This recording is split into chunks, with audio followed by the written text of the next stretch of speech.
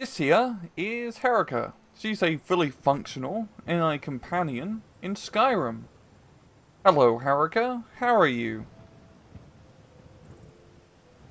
Oh, same old, same old. Just trying to survive in this crazy world of dragons and bandits.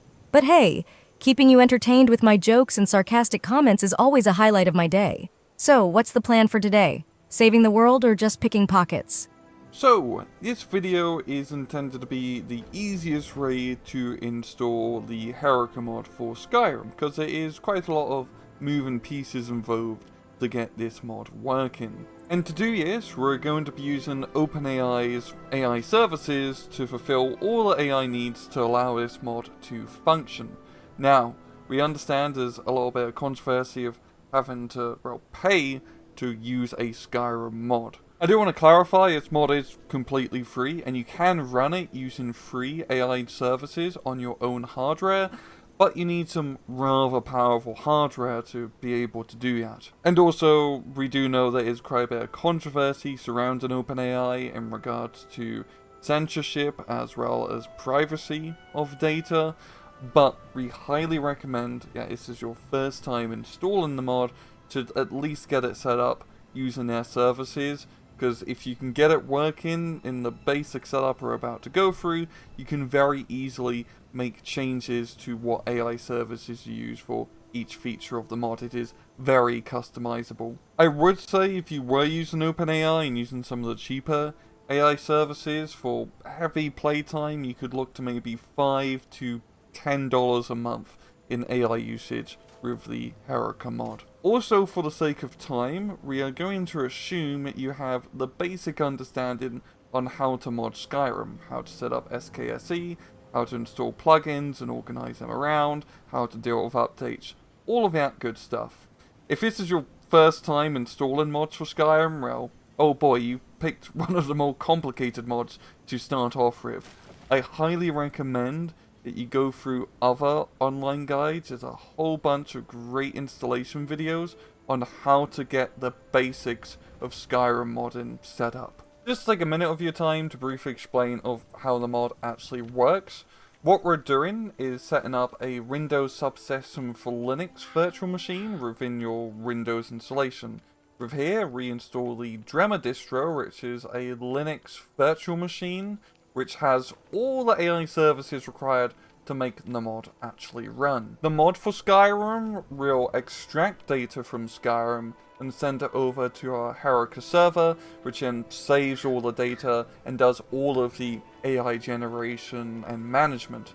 It will then reach out to different AI services, there's a whole heap you can pick from, to actually generate AI responses, AI text, to translate your speech into text, and to also translate images into text as well. We then package up all of these responses, and then send them back into Skyrim where Herika will respond to you in a rather intelligent manner. There's a lot going on here, but I can assure you we have done our best to make this installation process as simple as possible, so you don't have to be an AI wizard to get this installed. Anyway, without further ado, let's get Herika, the ChatGPT companion, within your Skyrim. The first thing we're going to need to do is set up an OpenAI account, so you just need to go to the OpenAI website, click login, and then sign up for a new account. Creating an account is free, however, for you to actually take advantage of the AI services you have to pay, and so you will require a credit card. Once you've logged in, you're going to want to click API, and then in the left hand menu, click API keys. You can create a new secret key. Give it a name, and then copy and paste this key somewhere safe. If this is your first time working with API keys, do not share it with anyone. It's basically a password into using, in this case, AI services on your OpenAI account. If someone gets a hold of it and starts using it, they can start racking up your billing, and you do not want that. So keep these very secure.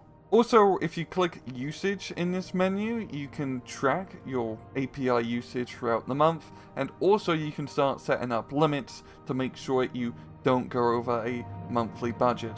For me, I have $50 set up because we do a lot of testing. However, I think for most people, 10 to 15 bucks is a pretty safe bet. The next thing you need to do is install WSL. So go to your control panel, program and features, and click turn Windows feature on or off. Within the menu that appears, scroll down to the bottom, and you need to make sure that Windows Subsystem for Linux and Virtual Machine Platform are enabled. Once they are enabled, you will need to restart your computer. Once your computer's been restarted, you're gonna need to open up Command Prompt as an admin and simply enter WSL space -- update.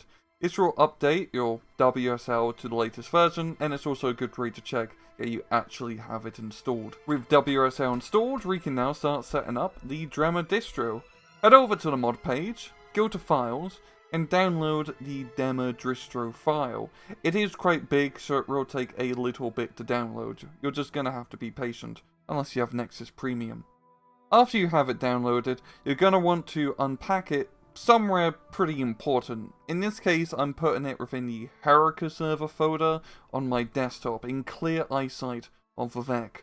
It will take a little bit to unpack, as we're unpacking a 3GB file into roughly over 10GB, so just please be patient. Once everything is unpacked, you're going to want to run the install.bat file. It will pop open a command prompt, and it will take a little bit for this installation to go through. Just be patient. Next, open up the tools folder and run the update.bat file. This will update the Herika server to the latest version. You're going to be prompted to enter in a password. The password is simply Dremel, all lowercase. You can verify if your Dremel distro is fully updated by just running the update.bat file again, and if it says it's all up to date, then you're all up to date. Now to get the server started, you just need to click run.bat. It'll take a minute or so for it to get booted up, but once it's up and running, a new tab should appear in your web browser with the Herika server menu. The first thing we need to do is to initialize the Herika server, so just click server actions and reinitialize the Herika server and click OK. Now to configure Herika herself. Click Configuration and then Configuration Wizard. This menu here is the real meat and potatoes of the mod. All of the AI generation settings can be set up here. Some of the core changes we need to make is changing your player name to your in-game player character, and then just adjusting the prompt head and Herika personality to include your player name as well. You can get quite creative with Herika's characterization. You can just treat it like a Dungeons and Dragon bio. Now pop down to the AI/LLM service menu, and under the OpenAI service menu, enter in your API key regenerated earlier. There's a whole bunch of other settings here, but we are not going to worry about them for now. Now scroll down to the text-to-speech service menu and change the TTS function to OpenAI. And if you scroll down a bit more to the OpenAI TTS menu, enter in your API key once again. Scroll down to speech-to-text service, make sure Whisper is enabled, and then under OpenAI's Whisper speech-to-text menu, once again, enter in your API key. This next setting is optional for image-to-text functionality. This is the Soul Gaze feature we have currently enabled, allowing Herika to visually see what's going on in-game through screenshots. If you want to enable it, just set it to OpenAI, and once again put in your OpenAPI key. This is one of the more expensive features to run, so if you are on a budget, I wouldn't recommend turning it on. Another optional but highly recommended setting is the long-term memory function. This basically enables a ChromaDB database for vectorization of Herika's memories, so she has somewhat of a long-term understanding of your adventures. It's very complicated, but you can just click true to enable it. And then, under the two URLs within this menu, you'll just need to copy and paste the URLs present within the command window for the Herika server. You can also click the check buttons to make sure that you have entered in the correct URLs. Once you're happy with your configuration changes, scroll down to the bottom of the menu and click the check button. It will verify to make sure that your configuration wizard looks good. If everything looks good, then click the save button. So you go into set up the Herika mod in Skyrim itself. This is where we say having some basic understanding of Skyrim modding is important. you're going to need to download the requirements for the Herika mod. If you go down to the bottom of the mod page, you should see some more detailed requirements, as well as the recommended load order for the requirements. Once you have that all set up, you simply just need to download the Herika AI mod and install it with your mod manager of choice. In this case, I'm using Mod Organizer 2, and I would also recommend to put this towards the bottom of your load order and your plugin order. There's one configuration we need to do within the Herika AI mod itself, so open it up, go to SKSE, Plugins, and open up the simplegateware.ini file. You'll then want to make changes to your .ini file to reflect what is shown in the Dremel distro command window. Mainly you're just changing the server IP address to your actual server IP address. Once that's been done, and the Herika server is running in the background, you need to make sure that that command window doesn't go away. We can now actually just start up Skyrim.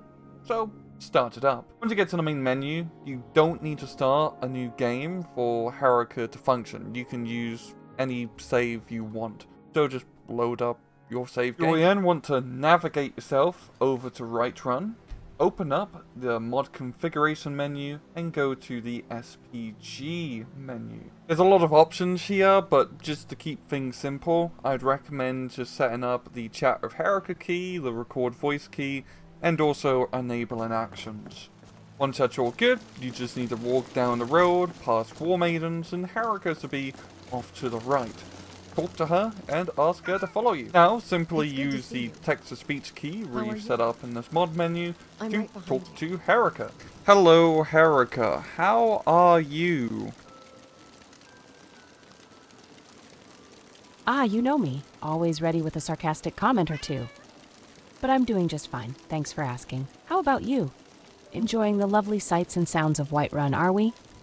Intro done. If you got a response from her, that means you've set up everything correctly, and you now have a fully functional AI companion within Skyrim. Pretty cool, huh? Now, this installation video really just scratches the surface of what you can do with this mod. There's a whole heap of extra features, configurations you can make to personalize Herika to your perfect companion, pretty much. If you are interested in learning more, you can read some of the articles within the mod page, or you could join our Discord, which is very active. We have a very helpful community who will help you troubleshoot any issues you come across, and are also building cool configurations to improve Herika as well. Anyway, I hope you found this installation video helpful, and I hope you enjoy the mod. Thank you very much for your time, and please just take it easy.